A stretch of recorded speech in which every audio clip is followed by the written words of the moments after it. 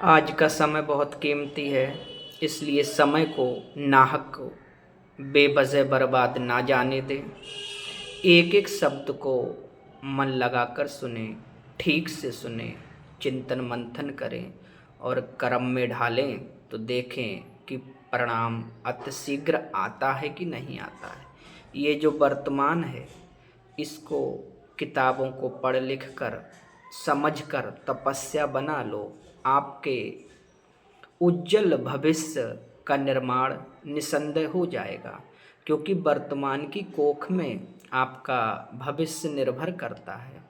और आज हम वर्तमान को नहीं संभाल पाए, वर्तमान को नहीं पकड़ पाए, तो भविष्य पर इसका बहुत बड़ा प्रभाव पड़ सकता है या पड़ने वाला होता है।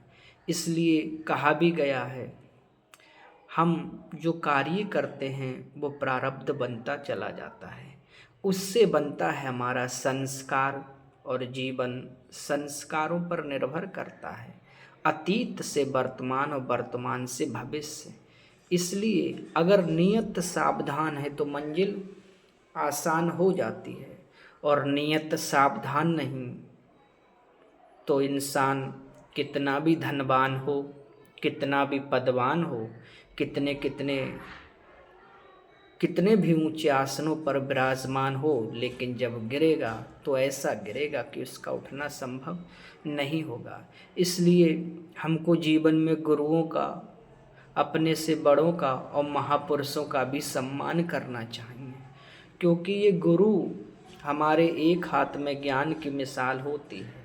गुरु की इच्छा होती है, गुरु चाहे तो दोनों हाथों में ज्ञान की मिसाल दे दे, खुद भी प्रकाशमान बनो, और जिसे ज़रूरत है उसे भी अंधकार से प्रकाश की ओर इस जगत में ले जाओ। ये जगत में सबसे बड़ा पुण्य है, इससे बड़ा ना कोई पुण्य था, ना है और ना ही होगा। इसलिए एक रोटी कम खाओ, लेकिन अपने बच्चों को ज़रूर पढ़ाओ, क्योंकि शिक्षा जीवन का मूलभूत आधार होता है। आप स्वयं कल्पना कर सकते हो, एक महापुरुष जिसे इतना जुल्म सहना पड़ा हो, जिसका बचपन अन्याय, उत्प्रेक्षा, उत्पीड़न, संभावना, अवहेलना और उत्पीड़न में बीता हो, जिसने अपने आप को, अपने समाज को, अपने राष्ट्र के लोगों को अपनों में अपमानित होता देखा हो। आप मुझे बताइए, ऐसे व्यक्ति को अगर मौका मिल जाए तो हिसाब चुकता करेगा कि नहीं करेगा। तुम हमें पानी नहीं पीने देते थे, तुम हमें मंदिर नहीं जाने देते थे, तुम हमारे बच्चों को अच्छे स्कूल में एडमिशन देने से मना करते थे।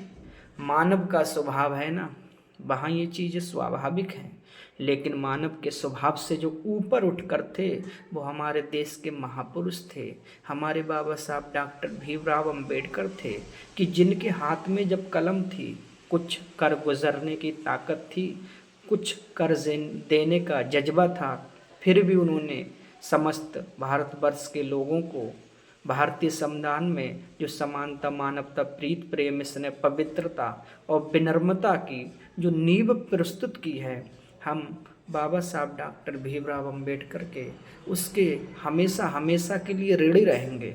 आप भारतीय संविधान की पूरी डिबेट उठा करके देख लीजिए, बाबा साहब के वचनों में, बाणी में, पंक्ति में, शब्दों में कहीं कठोरता नज़र नहीं आती है।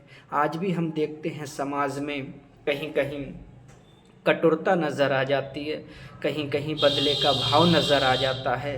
हम दावे के साथ कह सकते हैं, अगर हमने अपने महापुरुषों को भुला ना दिया होता, चाहे वह भगवान श्री राम हो, चाहे भगवान श्री कृष्ण हो, चाहे कबीरदास हो, रहीमदास हो, डॉक्टर APJ अब्दुल कलाम हो, स्वामी विवेकानंद हो, या हम माँ जगदम्बा दुर्गा माता हूँ, अगर हमने अपने अवतारों महापुरुषों को भुला ना दिया होता तो ये हाल ना ही हुआ होता, क्योंकि वो ताकत उस नाम में है, उस काम में है, उस समर्पण में है, उस त्याग में, उस तपस्या में है, जो हमारे महापुरुष हमको देकर गए, उसमें पड़ा हुआ है। और हम सबका कर्तव्य बनता है कि उसको हमेशा हमेशा के लिए बनाए रखें।